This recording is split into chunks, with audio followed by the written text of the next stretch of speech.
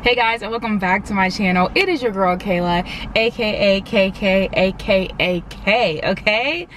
Happy freaking New Year. We are now in freaking 2024. Literally, 2023, in a blink of an eye, came and then she went. She was the last one to the party, the first one to leave early. It's kind of crazy how quickly 2023 has left us. But welcome to 2024. Welcome to my channel. Thank you guys for being here. If you are new here, hey, I'm Kayla. I talk about everything books, movies, and literally everything under the sun. If you're not new here, thank you for being loyal, my little baby daisies. Today we're going to be talking about the 24 books that I absolutely have to read in 2024. So let's just get into it. The first book that I have to read is Haunting Adeline by H.D. Carlton. For any of you guys who don't know what Haunting Adeline is, I feel like the girlies that know, you just know. But if you don't know, it is a cat and mouse dark romance, and I know there's like a stalker vibe to it. Like the guy stalks the girl and watching everything that she does and becomes obsessed with her, and then the girl is kind of a manipulator, and she always gets what she wants, and she knows how to play the game. So that's what I remember from that. That is Haunting Adeline, and I'm always here for a dark romance. I am always here for a freaking cat and mouse game. Number 2, Crescent City by Sarah J. Maas. Now, the last month of 2023, which was December, literally the first 3 weeks of December, your girl was busy. Your girl was busy reading ACOTAR series. I started the series, I finished the series in 3 freaking weeks, okay? So I'm like, Sarah J. Maas, you now have my heart. You can take all my money. I see what the girlies are talking about. Crescent City. Now, I'm like, if ACOTAR can tear me apart, then I for sure know Crescent City is going to destroy me. I'm in a group chat with my 2 besties, and one of my besties has already read the Crescent City books. She's on a reread now before the new one comes out, and she's like, you guys, you have to read Crescent City. It's going to destroy you guys, and I want you guys to be destroyed emotionally. And I'm like, well, we're here for the romantic destroying, you know what I mean? We want to be hurt, rip our hearts out, you know? So I need to read Crescent City. I need to get on that train, and I'm also needing to read Throne of Glass. Literally anything that Sarah J. Maas has done, I want to read it. Like the way that my heart, she has just captured my heart, and I have to read Crescent City. Number 3. So number 3 is called Until I Get You. Ooh, hold please. My hold is ready at the library. Until I Get You by Claire Contreras. This is a hockey dark romance. It's about a popular hockey player who everyone is in love with and is obsessed with, but except this one girl named Lila. So of course, since she's the one that's not showing any attention or affection or kissing his feet, he obviously falls in love with her. They date for 3 years, but then she up and leaves him after the 3 years is over, and apparently she destroys his life, and he is out for revenge. So that should be spicy and interesting. So I definitely have to read that for 2024. The next book is on my list is Pack Up the Moon by Kristen Higgins. Now, this one is literally only on my books to read for 2024 because one booktuber that I love so much, Jan Agason, she read this book. She was bawling her eyes out, crying and hugging on her boyfriend Joey, and it's just like, you can't die. This book is tearing me apart. So I don't know why, again, I want to be emotionally distraught, and I just want my heart ripped out my chest. That's why we got to read this book. So from what I can remember, it is about a man whose wife has died from cancer, and it goes on about how he's trying to still live his life without his wife, and it's like a back and forth type thing when the wife was alive and now when she's gone, and how he's living his life now, and how they still how their shared mutual friends come together, and also how he's dealing with her family and his family, and just the heartbreak and how to heal heartbreak from grief, basically, is what this book is about. Because I could not imagine losing the love of my freaking life. Oh, one of my worst fears, truly. So yeah, pack up the moon. Next, Leave the World Behind by Ruman Alam. Leave the World Behind. If you haven't seen the movie, go watch the movie. For me, it was amazing. It was, yeah, loved it. It definitely deserves a rewatch. And I'm like, I didn't know it was based on a book. So once I saw that it was based on a book, I'm obviously gonna read it to compare notes. You know what I mean? So Leave the World Behind, about this family that rents the Airbnb. The family rents the Airbnb, a mother and daughter, a mother and father, 2 kids. But something happens in the city, like the power goes out and there's a blackout and no electricity is working. So the family that owns the Airbnb house, they come back to that house, and now we have the owner of the house, which is a father and a daughter, and then you have the family that's renting the house under one roof now. And literally all hell starts to break loose outside of these walls of the house. Like, the world is just not making sense around anybody. I'm just doing this off of the movie. I don't know if the book goes this deep, but from the movie, a lot of weird things are happening since basically the Wi-Fi and electricity stopped working. A lot of people think it's a hack and all that. It goes into all that. So yeah, that's Leave the World Behind. Very strange. I feel like it's more of a psychological thriller. I love psychological thriller movies, and I'm like, I can love psychological thriller books. I haven't really read that many in my lifetime, but I want to get into it. If I love the movie, then I might love the book. Who sees? Who knows?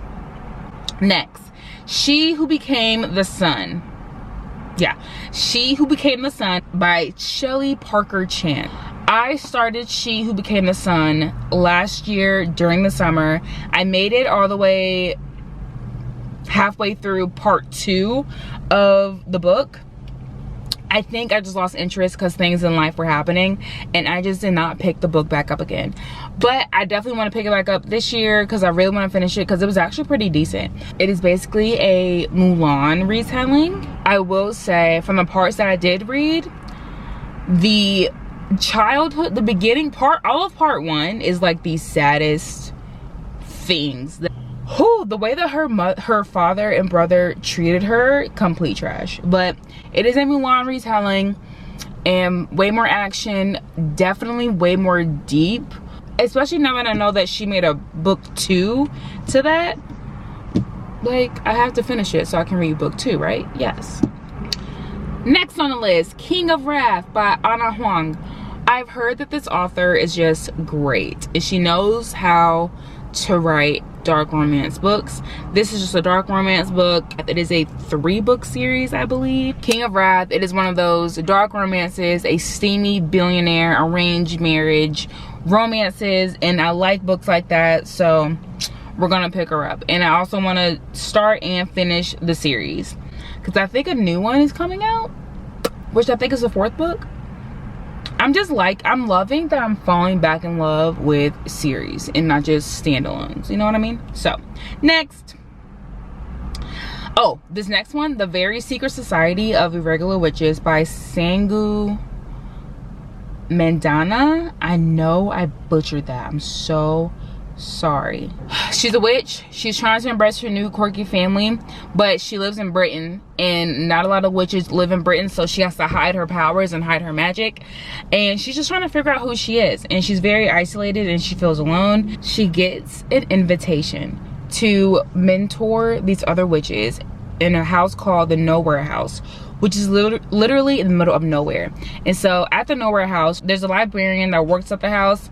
They might have a thing, possibly, and just as soon as she starts to get comfortable in the house, a threat comes.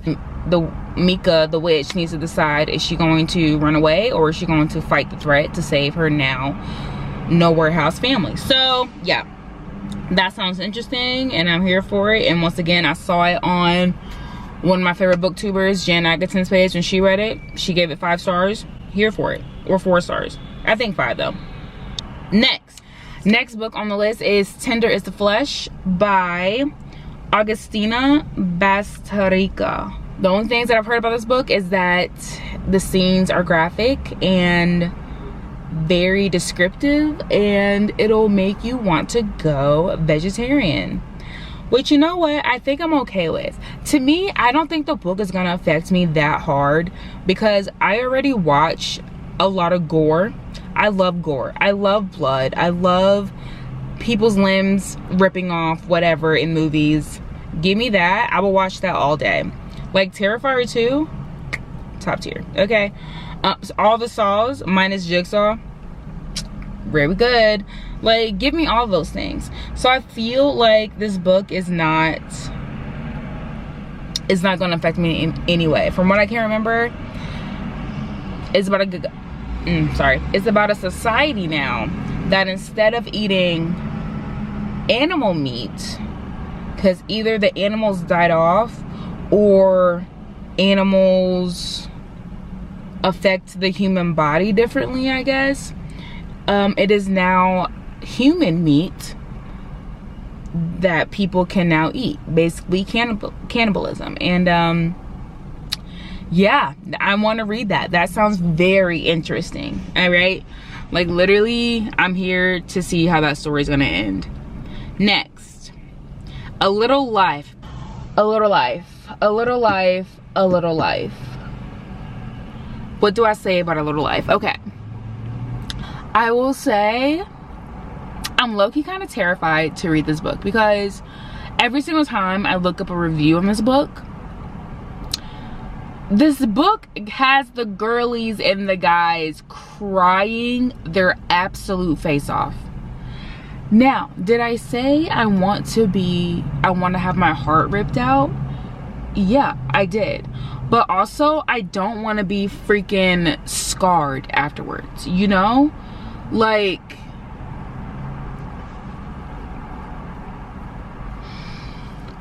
I'm just terrified because you have the people who say, what was the reason? Like, why did she have to write this book? Why did she have to destroy us like this? Why did it have to end so terribly? And then you have the people who literally just are like, meh, didn't feel anything, blah blah blah. But majority of the vote is, why was this book written? Why did it tear my heart out? Why did she have to go so hard? Why did she have to end it like this? A lot of questions on why this emotional roller coaster was even written. And I'm curious. I can't help it. I'm freaking curious. So we're gonna try to read A Little Life this year. And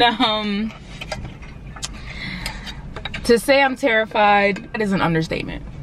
So that's happening. A Little Life by Hanya Yanagihara. Boom. Next, Sugar Baby by Celine St. Clair. This one is about a girl who is trying to pay for college, and she runs into another girl who has multiple jobs, including being a sugar baby. And so the main girl gets curious, like, what is the sugar baby life about? So it's about that whole aspect and her journey trying to be a sugar baby. Will she survive being one? Will she have to do weird things? I don't know, but I think the book is going to be really good and really interesting, and I hope I give it at least maybe 4 stars.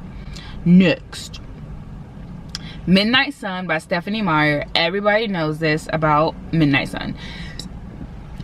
I was supposed to read it 2 years ago. Everybody knows it's about Midnight Sun. It is basically Twilight.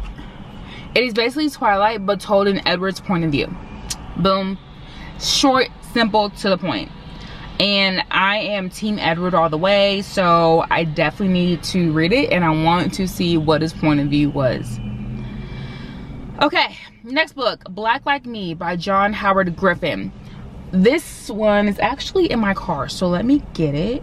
Next on the list, Black Like Me by John Howard Griffin. This one is about a journalist who it's based in the 1950s, who goes into the deep south, Louisiana, Mississippi, Alabama, and Georgia. He takes some medication to darken his skin because he's trying to do a study on how different black people are treated versus white people. And this one seems very interesting. It is a small, short read. I think it's like less than 200 pages. I'm very interested. I'm very intrigued. Whoa, it's nonfiction. Okay. Wow. All right, so that'll be great. That'll be cool. Next, Children of Blood and Bone. Now, I have had this book, I want to say, for 4 years. Like, that's how long I feel like I've had this book for. This one is about a girl whose mother has died, and the people who killed her mother try to take their magic. I've had this book for a while. I say I just want to read it because I heard it's getting turned into a movie, and one of my favorite directors is directing the movie. Please hold for siren.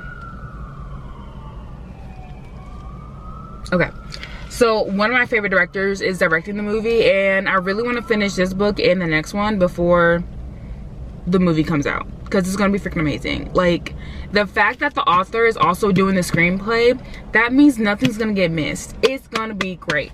So we're gonna get into this sometime this year. Next on the docket, next book is called Say You Swear by Megan Brandy.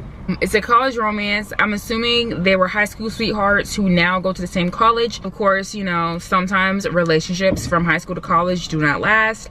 And so now the girl just feels like a shell of herself, and she's like, well, what am I supposed to do? I came out here for us to be together, and now what? You just break up with me? So I don't know if she's trying to get him back. I don't know if she falls in love with somebody else. Next, These Violent Delights by Chloe Gong. This book has been on my TBR for a few years as well. Haven't had a chance to open it, only because I think I'm intimidated by the size of the book. But I'm like, if I could read all the ACOTAR books, I can read this. So this one is basically a Romeo and Juliet retelling, just with Asian characters, which I freaking love. I'm here for that. Way more sexy, way more drama, way more action. Here for this. And also, look at this cover. What? That cover is immaculate. Oh, that's one of the reasons why I picked it up. Next, Burn Down, Rise Up by Vincent Toretto. It is about a girl. It says it's giving Stranger Things with Get Out vibes.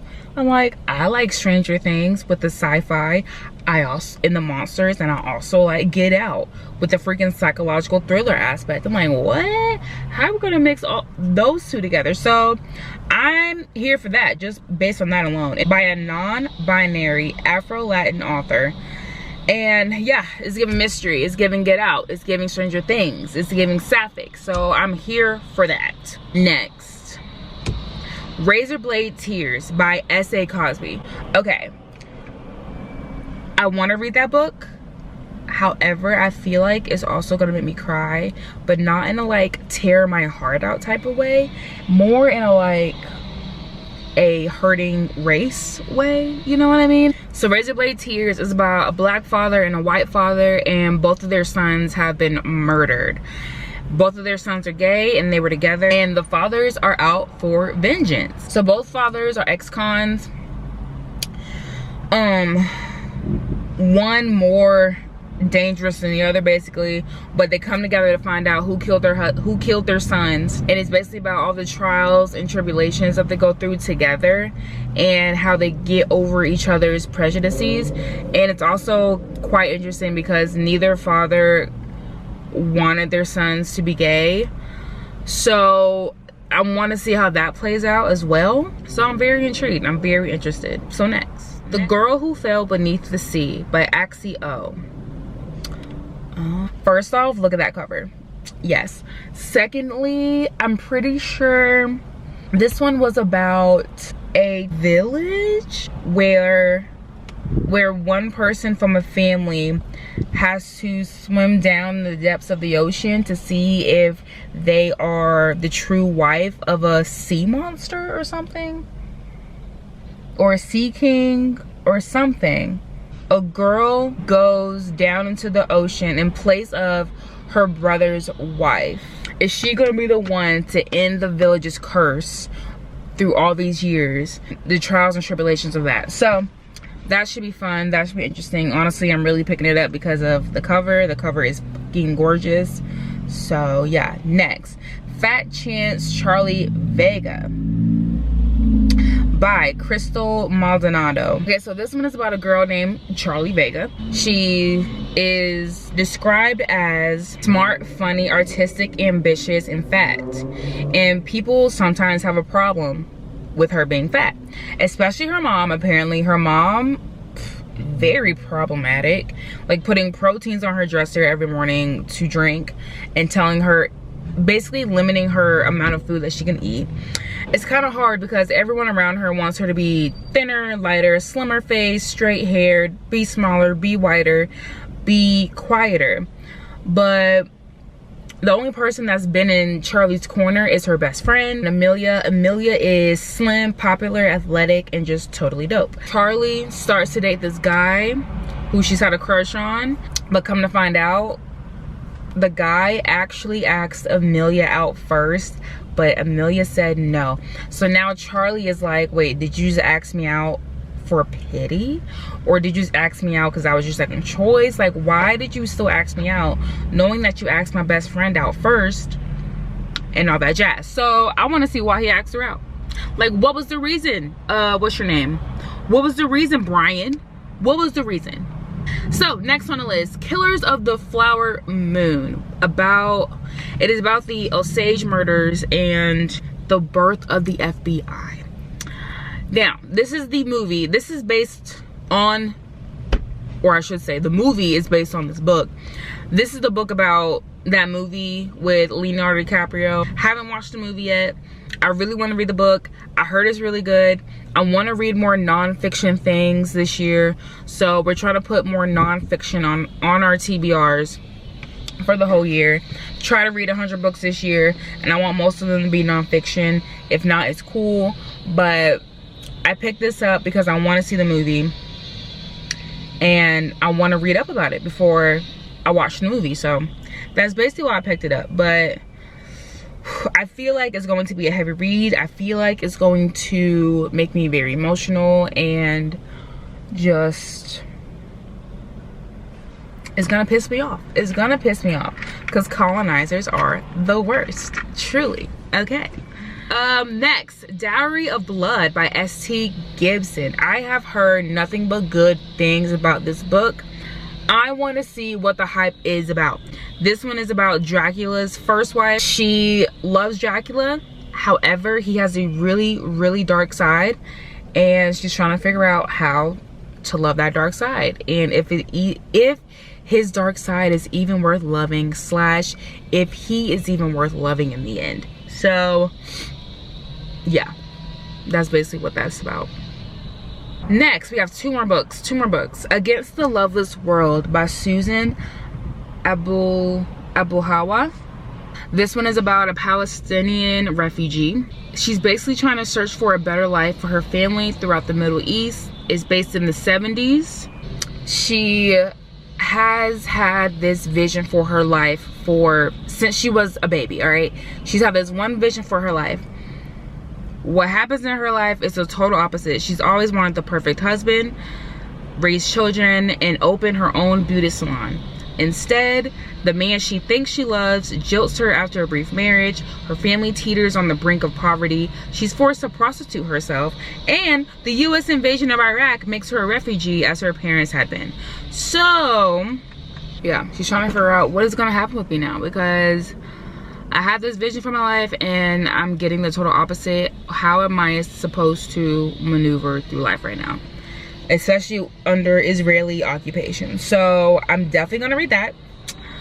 I want to read it. I want to support it. I'm definitely trying to read more BIPOC authors this year as well. There's so many books out here, but so much substance and so many deep stories by BIPOC authors that I want to get into, so we're gonna get into it. And last but not least on the list, Sing Me to Sleep by Gabby Burton.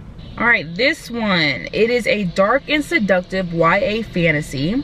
It's about a siren who has to choose either protecting her family or following her heart, because she lives in a society where being a siren is illegal. So she's training to be a soldier at the most prestigious barracks in her kingdom, but she lies about being a siren to avoid execution. She becomes a personal bodyguard to the crown prince. Once she finds out that the prince is actually a kind-hearted, joyful, and genuine soul, she can't kill him. She can't hate him anymore. She finds herself increasingly drawn to him, possibly falling in love with him. They are forced to work together to find out who is doing all the killing in the kingdom. So this book is very full-on forbidden romance. I love a forbidden romance. It's something so spicy and so like clutch your pearls about it. Like, ooh, don't get caught. Ooh, don't fall in love. Ooh, I gotta fight these feelings. Ooh, but no, I really want to lean into it and just be with my person, blah blah blah. Like, bruh, I love a forbidden romance. A compulsively dark plot full of twists, thrills, and chills. Those, my friends, are the 24 books that I will plan to be reading in 2024. I hope you guys enjoy this video. Thank you so much for just coming along this journey with me, and happy new year. Welcome to 2024. Try to stay off social media, go read some books, get lost in these stories. I hope you guys enjoy this video. Don't forget to hit that notification bell so be notified when I upload. Thank you so much for being here. Happy new year, and subscribe to your girl. I love you so much. Bye.